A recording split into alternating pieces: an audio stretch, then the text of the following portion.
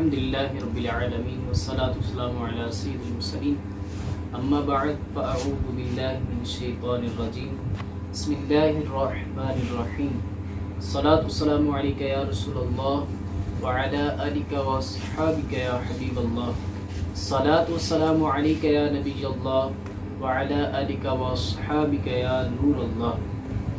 پیارے پیارے میٹھے میٹھے اسلامی بھائیوں، ایک مرتبہ پھر ہم آپ کے ساتھ سلسلہ معاشرے کی برائیاں لے کر حاضر ہوئے ہیں۔ آج ہمارا موضوع ہے حیا کے حوالے سے، تو آئیے اس بار ہم اس سلسلے کو کچھ مختلف کر کے لے کر آئے آپ کے پاس، یعنی ہمارے پاس آج ناظرین کو ہم شامل کریں گے۔ تو آئیے ہمارے ساتھ آج سوال کا جواب دینے کے لیے حاضر ہیں محمد ثناء المصطفیٰ تالی صاحب، اور ناظرین بھی ہم انشاءاللہ اس میں شامل کریں گے۔ آئیے ہم پہلے ناظرین کا سوال دیکھتے ہیں، وہ کیا سوال کرتے ہیں۔ السلام علیکم ورحمۃ اللہ وبرکاتہ۔ حضور، میرا سوال آپ سے ہے، حیا کسے کہتے ہیں؟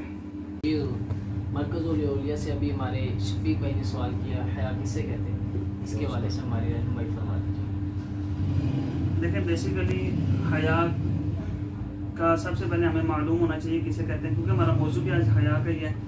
تو حیا یہ ایسی صفت ہے کہ اگر بندے میں نہ پائی جائے تو میرے آقا صلی اللہ علیہ وسلم ارشاد فرماتے ہیں اگر تمہیں حیا نہ رہے تو جو مرضی کرو۔ لیکن اتنی سخت وعید فرمائی کہ حیا نہ رہے جو مرضی کرو۔ تو جب حیا اسی وقت ہمیں پائی جائے گی کہ جب ہمیں اس کی تعریف کا پتہ ہوگا۔ حیا کی تعریف یہ ہے کہ حیا کے لغوی معنی ہے عیب لگائے جانے کے ڈر سے لوگوں کے سامنے گناہ نہ کرنا، یہ اس کا لغوی معنی ہے۔ اور حیا کا جو اصطلاحی معنی ہے، جس کو ہم کہتے ہیں کہ اصطلاح میں اس کا کیا معنی ہے، حیا کا اصطلاحی معنی یہ ہے کہ لوگوں سے شرما کر کسی ایسے کام سے رک جانا جو ان کے نزدیک اچھا نہ ہو، مخلوق سے حیا کہلاتا ہے۔ مثال کے طور پہ میں کسی کے سامنے گناہ کرنے لگا ہوں تو مجھے حیا آتی ہے، یار یہ لوگ کیا کہیں گے، یہ بندہ کیا کہے گا کہ گناہ کر رہا ہے، تو ایسے میں کام سے رک جاتا ہوں، تو یہ حیا کہلاتی ہے۔ اور ہمیں یہ چاہیے کہ ہماری اسلامی بہن ہو یا اسلامی بھائی ہو یا بزرگ ہو، تو سب کو حیا کرنی چاہیے، کیونکہ جب حیا باقی نہیں رہے گی تو میرے آقا صلی اللہ علیہ وسلم کی حدیث مبارکہ کہ جب تمہیں حیا نہ رہے تو جو مرضی کرو۔ اس لیے حیا بیسیکلی جو اس کی تعریف ہے وہ یہی ہے کہ لوگوں کے ڈر سے کہ یار لوگ میرے پہ عیب نہ لگائیں، اس وجہ سے گناہ کو چھوڑ دینا، یہ حیا کہلاتا ہے۔ جی ناظرین، ابھی ہم نے سنا کہ میرے آقا صلی اللہ علیہ وسلم نے ارشاد فرمایا کہ جب تم میں حیا نہیں ہے تو جو کچھ مرضی کرو آپ۔ آئیے اگلے ناظرین کی طرف پڑھتے ہیں، ان کا سوال کیا ہے۔ جی سوال شاہ فرمائیں۔ السلام علیکم ورحمۃ اللہ وبرکاتہ۔ حضور، میرا سوال ہے کہ حیا کے احکام کیا ہیں؟ جی حضور، ناظرین میں سے ہمارے احمد بھائی ہیں، انہوں نے سوال کیا حیا کیا احکام کیا ہے، یہ شاہ فرما دیں۔ جی، حیا کبھی فرض ہوتی ہے کبھی واجب ہوتی ہے، یعنی کبھی حیا کرنا فرض ہوتا ہے کبھی واجب ہوتا ہے، کبھی حیا کرنا یہ مستحب ہوتا ہے اور کبھی حیا کرنا مباح ہوتا ہے۔ ٹھیک ہے، یہ چار اس کے احکام ہیں۔ حیا فرض و واجب کب ہوتی ہے؟ یعنی کسی حرام اور ناجائز کام سے حیا کرنا یہ انسان پر فرض بھی ہے اور یہ واجب بھی ہے۔ یعنی اگر اس کے سامنے کوئی حرام کام کیا جا رہا ہے تو اس کو یہ ضروری ہے کہ وہ اس کام نہ کرے، بلکہ وہ اسے حیا کرے۔ حیا مستحب کب ہے؟ جب کبھی مکروہ تنزیہی، جو ایسا کام جو آپ کو حرام کے قریب لے کے جا رہا ہے، جب ایسا کام آپ کے سامنے کیا جائے تو اس وقت آپ کا حیا کرنا مستحب ہے۔ اور حیا مباح ہونے سے مراد یہ ہے کہ اگر آپ حیا کریں گے تو ثواب ہے، اگر حیا نہیں کرتے تو اس میں گناہ نہیں ہے۔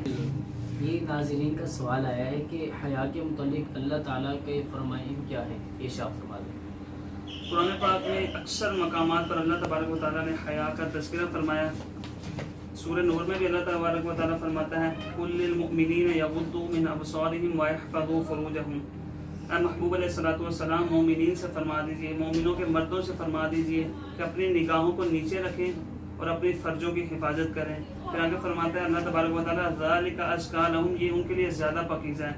پھر اللہ تبارک و تعالیٰ فرماتا ہے جب یہ سارے معاملات کر لو گے إِنَّ اللَّهَ خَبِيرٌ بِمَا تَعْمَلُونَ، اللہ تعالیٰ جو تم کام کرتے ہو اس سے خبردار ہے۔ پھر دوسرے اسی سے اگلی آیت میں اللہ تبارک و تعالیٰ دوبارہ فرماتا ہے، یہاں پہ تو مردوں کو فرمایا کہ اپنی نگاہوں کو نیچے رکھیں، وہاں پہ عورتوں کو فرمایا وَقُلْ لِلْمُؤْمِنَاتِ يَغْضُضْنَ مِنْ أَبْصَارِهِنَّ وَيَحْفَظْنَ فُرُوجَهُنَّ۔ اے محبوب علیہ الصلوۃ والسلام، آپ مومنین کی عورتوں سے فرما دیجئے کہ اپنی نگاہوں کو نیچے رکھیں۔ جب اپنی نگاہوں کو نیچے رکھیں گے تو انشاءاللہ حیا بھی آ جائے گی۔ اور اپنے فرضوں کی حفاظت کریں۔ تیسرے مقام پر اللہ تبارک و تعالیٰ پارہ 22 میں فرماتا ہے یا ایھا النبی قل لازواجک وبناتک ونساء المؤمنین یدنین علیہن من جلابیبہن۔ اس کا ترجمہ یہ ہے اے نبی آپ اپنی ازواج سے فرما دیجئے، اپنی بیٹیوں سے فرما دیجئے اور مومنین کی عورتوں سے فرما دیجئے کہ جب گھر سے باہر نکلیں تو بڑی سی چادر لے کر نکلیں۔ تو ذالک ادنی ان یعرفن فلا یؤذین، اس کی وجہ یہ ہے کہ لوگ ان کو پہچانیں گے کہ یہ مسلمان کی بیٹی جا رہی ہے، مسلمان کی عورت جا رہی ہے۔ وکان اللہ غفورا رحیما، اللہ تبارک و تعالیٰ یہ بھی تو فرما سکتا تھا کہ اللہ عذاب دینے والا ہے، لیکن ایسے جب فرمایا کہ پردہ کر کے گھر سے نکلو گے تو شان کیا ملے کہ اللہ بخش بھی دے گا اور رحم بھی فرمائے گا۔ تو یہ قرآن پاک میں بھی اس کی بلکہ حیا کا درس دیا اللہ تبارک و تعالیٰ نے قرآن پاک، جو بے حیائی کرتے ہیں اس کی مذمت اللہ تبارک و تعالیٰ نے قرآن پاک میں فرمائی۔ اگلا سوال حاضر کر رہا ہوں کہ حیا کے متعلق نبی کریم صلی اللہ علیہ وسلم کے فرمان کیا ہے؟ میرے آقا صلی اللہ علیہ وسلم سے بڑا حیادار کوئی نہیں آیا دنیا اللہ اور نہ آ سکتا ہے، یہ ہمارا عقیدہ ہے۔ میرے آقا صلی اللہ علیہ وسلم جب اتنے بڑے حیادار ہیں تو میرے آقا صلی اللہ علیہ وسلم نے حیا کی ترغیب بھی تو دی ہے۔ میرے آقا صلی اللہ علیہ وسلم ارشاد فرماتے ہیں الحیاء لا یأتی الا بخیر، حیا ساری کی ساری بھلائی ہے، حیا میں کوئی برائی نہیں ہے۔ جو انسان حیا کرتا ہے وہ بھلائی ہی کرتا ہے، اس کے اندر برائی نہیں پائی جاتی۔ دوسرے مقام پر فرمایا الحیاء من الایمان، حیا ایمان میں سے ہے۔ اب جس کے اندر ایمان ہوگا یقیناً اس میں حیا بھی ہوگی۔ تیسرے مقام پر میرے آقا صلی اللہ علیہ وسلم نے ایک شخص کو دیکھا کہ وہ اپنے بھائی کو حیا کے متعلق نصیحت کر رہا تھا، تو میرے آقا نے فرمایا دع، اسے چھوڑ دو، فإن الحیاء من الایمان، کہ حیا ایمان سے ہے۔ کہ وہ اپنے بھائی کو کہہ رہا تھا کہ حیا تھوڑی کم کیا کرو، میرے آقا صلی اللہ علیہ وسلم نے سنا تو میرے آقا نے فرمایا چھوڑ دو اسے کیونکہ حیا ایمان سے ہے۔ تو میرے آقا صلی اللہ علیہ وسلم کی بے شمار احادیث مبارکہ ایسی ہیں کہ جس کے اندر میرے آقا صلی اللہ علیہ وسلم نے خود حیا کا تذکرہ فرمایا اور بلکہ اپنے صحابہ کرام علیہ رضوان سے حیا کا درس دیا۔ حضرت عثمان غنی رضی اللہ تعالیٰ عنہ، ان کو تو با حیا، ان سے بڑا تو با حیا کوئی نہیں نہ ہو سکتا۔ میرے آقا صلی اللہ علیہ وسلم نے ارشاد فرمایا عثمان سے تو اللہ کے فرشتے بھی حیا کرتے ہیں۔ اتنے بڑے مقام و مرتبے والے ہوں تو حیا کا عالم اور اشرا مبشرہ میں سے ہیں، جن کو میرے آقا نے دنیا میں رہتے ہوئے جنت کی بشارت دی ہے، یہ ان میں سے ہیں۔ تو لیکن حیا کا عالم کیا تھا، فرماتے ہیں کہ جب میں غسل بھی کرتا ہوں نا تو میں شکر پہ غسل کرتا ہوں، مجھے غسل کرتے وقت بھی اپنے رب سے حیا ہوتی ہے۔ تو ہمیں بھی یقیناً رب سے حیا کرنی چاہیے۔ اور میرے آقا صلی اللہ علیہ وسلم نے ہمیں جو درس دیا ہے، جو صحابہ کرام علیہ رضوان نے ہمیں درس دیا، وہ حیا کا درس ہے۔ جی ہم نے حیا کے متعلق ابھی ناظرین کے سوال شامل کیے، آئیے ہم ناظرین کے سوال اندر شامل کرتے ہیں۔ جی دکھائیے گا ویڈیو۔ حضور میرا سوال آپ سے یہ ہے کہ حیا رسولوں کی سنتوں میں سے ہے؟ جی ابھی یہ ہمارے لاہور سے اسامہ بھائی نے سوال کیا ہے، کیا حیا رسولوں کی سنت میں سے بھی ہے؟ پیش آپ فرما دیں۔ میرے آقا صلی اللہ علیہ وسلم کی حدیث مبارکہ ہے، میرے آقا صلی اللہ علیہ وسلم ارشاد فرماتے ہیں 4 چیزیں رسولوں کی سنتوں میں سے، 4 چیزیں۔ ویسے ناظرین کو یہی درس ملتا ہے کہ ہمیں بھی وہ 4 چیزیں اپنانی چاہیے اور مشکل کوئی بھی نہیں۔ نمبر 1 فرمایا عطر لگانا۔ عطر لگانا تمام انبیاء کی سنتوں میں سے۔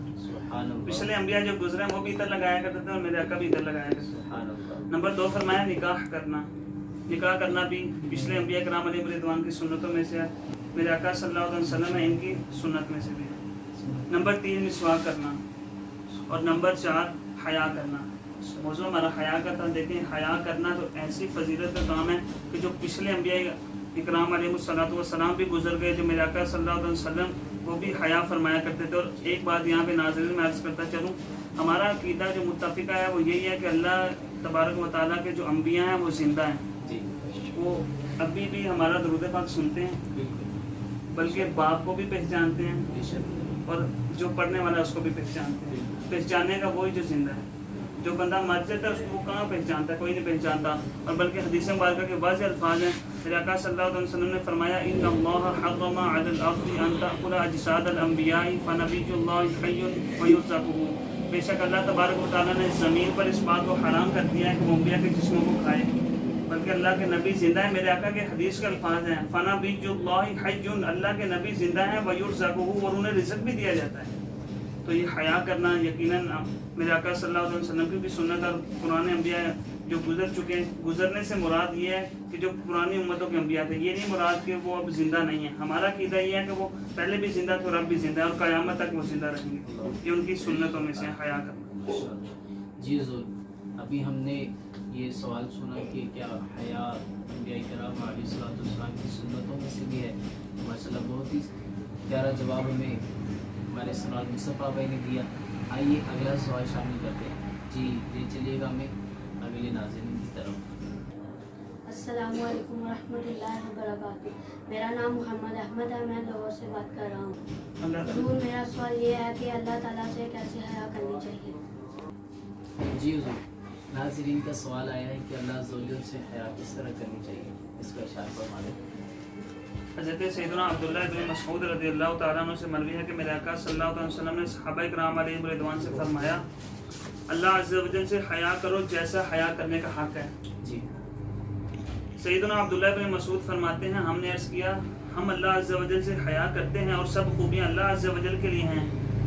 ارشاد فرمایا، یہ نہیں بلکہ اللہ عز و جل سے کما حقہ حیا کرنے کے معنی یہ ہیں کہ میرا کا خود معنی بتا رہے ہیں، سر اور سر میں جتنے اعضاء ہیں ان کی، اور پیٹ جن جن اعضاء کو گھیرے ہیں ان کی حفاظت کرے، اور موت اور مرنے کے بعد گلنے سرنے کو یاد کرے، اور آخرت کو چاہنے والا دنیا کی زیب و زینت چھوڑ دیتا ہے، تو جس نے ایسا کیا اس نے اللہ عز و جل سے شرمانے کا حق ادا کر دیا۔ کتنی چیزیں ارشاد فرمائی۔ نمبر 1 فرمایا کہ اپنے اعضاء کو گناہوں سے بچائیں، پھر پیٹ یہ جتنی چیزوں کو گھیرے ہوئے ہیں ان کو گناہوں سے بچائیں، یعنی حرام نہ کھائیں، حلال کا لقمہ کھائیں۔ پھر فرمایا مرنے کی تیاری کرے، پھر مرنے کے بعد اٹھنے کو بھی یاد رکھے کہ یار مرنے کے بعد اٹھایا جائے گا، اور مرنے کے بعد گناہوں کی وجہ سے کہیں میرا جسم جو ہے گل سر نہ جائے۔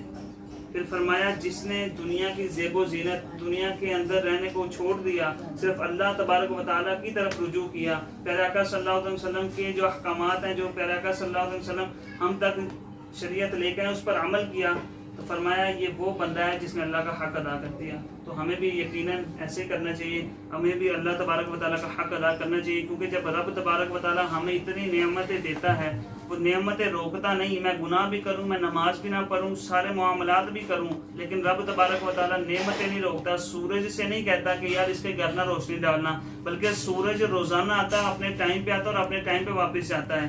لیکن جب رب تبارک و تعالیٰ ہمیں اتنی نعمتیں دے رہا ہے تو ہمیں رب تبارک و تعالیٰ کا حق بھی ادا کرنا ہے۔ تو رب تبارک و تعالیٰ کا حق ادا کس طرح کرنا ہے یہ بھی ہم نے سنا ہے۔ اللہ تبارک و تعالیٰ ہمیں ادا کرنے کی توفیق عطا فرمائے۔ جی ناظرین، ابھی ہم نے سنا کہ اللہ تعالیٰ سے حیا کس طرح کرنی چاہیے، ماشاءاللہ اس کا سوال ہم نے ابھی جواب سنا۔ تو آئیے اگلے ناظرین کا سوال شامل کرتے ہیں۔ السلام علیکم ورحمۃ اللہ وبرکاتہ۔ میرا نام محمد عمر ہے، میں ملتان سے ہوں۔ حضور، میرا آپ سے سوال یہ ہے کہ بے حیائی کی باتیں کرنے والوں کو کیا سزا ملے گی؟ جی حضور، ناظرین نے سوال کیا ہے کہ بے حیائی کی باتیں کرنے والوں کو کیا سزا ملے گی، اس کے حوالے سے ارشاد فرمائیں۔ فحش کلامی یعنی بے حیائی کی باتیں کرنا، یہ تو آج عام ہو چکا ہے معاشرے میں۔ آپ جس جگہ پہ بھی چلے جائیں، آپ بازار میں چلے جائیں، بازار میں تو بلکہ زیادہ ایسی باتیں کی جاتی ہیں فحش کلامی کی۔ تو گھروں میں رہیں تو جب دوست آپس میں جمع ہوتے ہیں تو اس طرح کی باتیں کرتے ہیں۔ اصل میں اس کی وعید بہت سخت ہے۔ اس کی وعید یہ ہے کہ فحش کلامی کرنے والا قیامت کے دن کتے کی شکل میں آئے گا۔ یعنی یہ مفسر شہیر حکیم الامت حضرت مفتی احمد یار خان نعیمی رحمۃ اللہ تعالیٰ علیہ فرماتے ہیں کہ انسان جب اٹھایا جائے گا تو شکل انسان کی ہوگی، لیکن بعد میں اس کے گناہوں کی سزا کی وجہ سے اس کی شکل کو مسخ کر دیا جائے گا تو وہ کتے کی شکل میں ہوگا، اور کتے کی شکل میں وہ جہنم میں جائے گا۔ تو دیکھیں فحش کلامی تو ہمیں نہیں کرنی چاہیے۔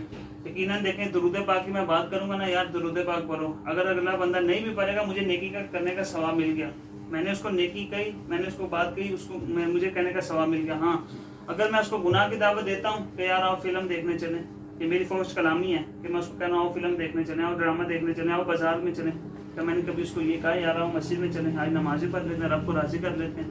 اللہ تبارک و تعالیٰ اگر راضی ہوگا تو جنت ملے گی۔ رب کو ناراض کر کے کوئی جنت میں جا سکتا ہے؟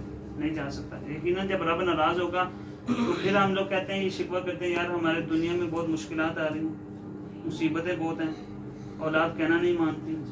پھر اولاد کہنا نہ ماننے کے ساتھ ساتھ اولاد والدین کی ایسی نافرمان ہوتے ہیں کہ والدین کو گھر سے نکال دیتی ہیں۔ یہ ساری وجہ کن کی ہے؟ یہ وجہ ہے گناہوں کی سزا ملتی ہے۔ تو فحش کلامی ایک بہت بڑا گناہ ہے۔ جب میں اپنی اولاد کو فحش کلامی سکھاؤں گا نا تو میری اولاد فحش کلامی بولے گی، جب میں اپنی اولاد کو دین کی باتیں سکھاؤں گا, میں اپنی اولاد کو کہوں گا نمازیں 5 نمازیں پڑھا کرو, بلکہ باپ جب خود نماز پڑھے تو بیٹا زیادہ جاتا ہے. بیٹا کہتا ہے یار میرا ابو بھی جا رہا ہے تو میں بھی ساتھ جاؤں.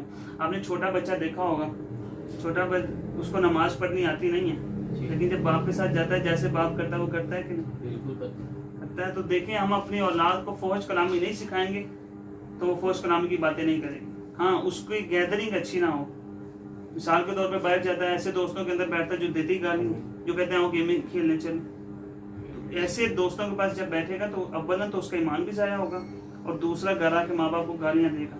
اس لیے ماں باپ کو یہ چاہیے کہ اپنی اولاد کو یہ کم از کم دیکھ لیں کہ وہ بیٹھتا کن کے پاس ہے, اپنی اولاد کا اٹھنا بیٹھنا دیکھ لیں.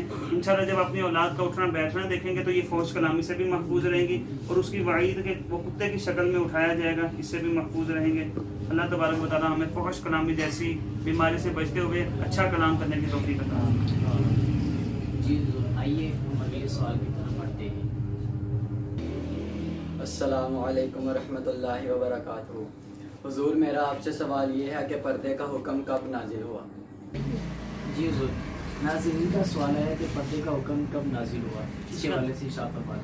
اس کے اندر علماء کے مختلف اقوال ہیں. حضرت حجر بن عسقلانی رحمۃ اللہ تعالیٰ علیہ یہ فرماتے ہیں کہ پردے کا حکم 4 ہجری کو نازل ہوا, یعنی 4 ہجری میں یہ حکم آیا کہ اب آپ عورتیں پردہ کرنا شروع کرتے ہیں. اور ایک قول یہ ہے کہ 2 ہجری کو نازل ہوا, لیکن جو صحیح قول یہی ہے کہ 4 ہجری کو پردے کا حکم نازل ہوا. حالانکہ دیکھیں قرآن پاک میں اللہ تبارک و تعالیٰ ارشاد فرماتا ہے یا ایھا النبی قل لازواجک و بناتک, اے محبوب علیہ الصلوۃ والسلام اپنی زوجہ سے اور اپنی بیٹیوں سے.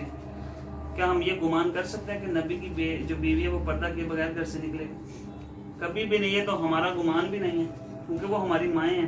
قرآن پاک میں خود اللہ فرماتا ہے النبی اولیٰ بالمؤمنین من انفسہم وازواجہم امہاتہم, جو ان کی ازواج ہیں نبی علیہ الصلوۃ والسلام کی وہ ہماری کیا ہیں؟ مائیں ہیں. ان کو ماں کہہ کے پکارا گیا. ہم تو یہ سوچ بھی نہیں سکتے یا کہ یار وہ پردہ کیے بغیر گھر سے نکلیں گے, لیکن جیسے ہی حکم نازل ہوا انہوں نے فوراً پردہ شروع کر دیا. بلکہ اپنی بیٹیوں سے فرماؤ. پھر آگے فرمایا وَنِسَاءِ الْمُؤْمِنِينَ, یہ نہیں کہا کہ کافروں کی جو عورتیں ان سے کہہ دو, نہیں, کافروں کو نکال دیا. فرمایا مومنین کی عورتوں سے کہنا کہ پردہ کرے. اب جو عورت پردہ کرے گی یقیناً وہ ایمان والی ہوگی. بالکل. تو اس طرح پردے کا جو حکم تھا وہ 4 ہجری کو ایک قول کے مطابق اور ایک قول کے مطابق 2 ہجری کو نازل ہوا. جو اس کا صحیح قول ہے, جو اس کو کہیں کہ زیادہ علماء جس کی طرف گئے ہیں وہ 4 ہجری کی طرف گئے ہیں کہ پردے کا جو حکم تھا وہ 4 ہجری کو نازل ہوا. اللہ ہمیں پردہ کرنے کی توفیق عطا فرمائے. جی حضور, ہم نے بھی سوال سنا کہ پردے کا حکم کب نازل ہوا. ماشاءاللہ اس کا جواب ہمیں سردار مصطفیٰ بھائی نے بہت ہی پیارے انداز سے دیا. جی اگلے سوال کی طرف بڑھتے ہیں. آئیے. السلام علیکم ورحمۃ اللہ وبرکاتہ. حضور میرا آپ سے سوال یہ ہے کہ پردے کا حکم صرف عورتوں کے لیے کیوں ہے؟ جی حضور, اس حوالے سے ارشاد فرمائیں کہ بھی ناظرین کا سوال آیا ہے کہ پردے کا حکم صرف عورتوں کے لیے کیوں ہے. اس کے اندر میں 3 جو حدیث کی بیان کروں گا کہ صرف عورتوں کے لیے ہی کیوں. نمبر 1 اس کا یہ ہے کہ عورت گھر کی دولت ہے, اور جو دولت ہوتی ہے انسان اس کو چھپا کے رکھتا ہے. تو جب عورت کو نہیں نہ چھپایا جائے گا تو دولت کا چوری ہونے کا بھی خدشہ ہوتا ہے, دولت چوری بھی ہو جاتی ہے. جی. تو اگر عورت گھر میں نہیں رہے گی, پردہ صرف عورت کے لیے نہیں ہوگا, تو عورت چوری کرتی رہے گی. تو اس وجہ سے کہ عورت کو چوری نہ کیا جا سکے اس لیے پردے کا حکم صرف عورتوں کے لیے. تو تیسرا اس کا اور آخری سبب یہ ہے کہ ہمارے یہاں بھی عورت کو صنف نازک کہتے ہیں. یعنی صنف نازک سے مراد ہے کہ یہ نازک چیز ہے, اور نازک چیزوں کو پتھروں سے دور رکھتے ہیں. کیونکہ ظاہری بات ہے جب پتھر ماریں گے نا نازک چیز کو تو وہ ٹوٹ جائے گی. تو اسی طرح عورت جب گھر سے باہر نکلے گی تو مرد ہے پتھر کی طرح. تو جب مرد اس کی طرف نگاہ کرے گا تو جب اس کو پتھر لگے گا تو وہ ٹوٹ جائے گی. یہ وجہ ہے کہ جس کی وجہ سے عورتوں کو گھر میں ہی رہنے کا حکم ہے اور پردہ کرنے کا حکم ہے. اور یہی وجہ ہے کہ صرف عورتوں کو ہی پردہ کرنے کا حکم ہے. ورنہ تو مرد بھی پردہ کر سکتے تھے, لیکن حکم عورتوں کو دیا گیا اسی وجہ سے کہ عورت کی اسی میں عزت ہے. اور اس کی ایک بہت پیاری مثال یہ ہے کہ قرآن پاک میں غلاف چرائے نا, تو لوگ جب غلاف کھولتے ہیں اس کو چومتے ہیں. قرآن پاک عورت ایک غلاف کی مانند ہے. جب عورت کا غلاف اترے گا نا تو لوگ اس کو چومنے کی کوشش کریں گے. تو اس لیے عورت اپنے آپ کو چومنے سے بچائے, اس لیے عورت کو صرف عورت کو ہی پردہ کرنے کا حکم دیا. جی ناظرین، ابھی ہم نے سوال کیا سنال مصطفیٰ بھائی سے کہ پردہ صرف عورتوں ہی کے لیے کیوں ہے؟ ماشاءاللہ اس کا جواب ہم نے بہت ہی اچھا سنا۔ آئیے اگلے ناظرین کی طرف بڑھتے ہیں، ان کا سوال کیا ہے۔ السلام علیکم ورحمۃ اللہ وبرکاتہ۔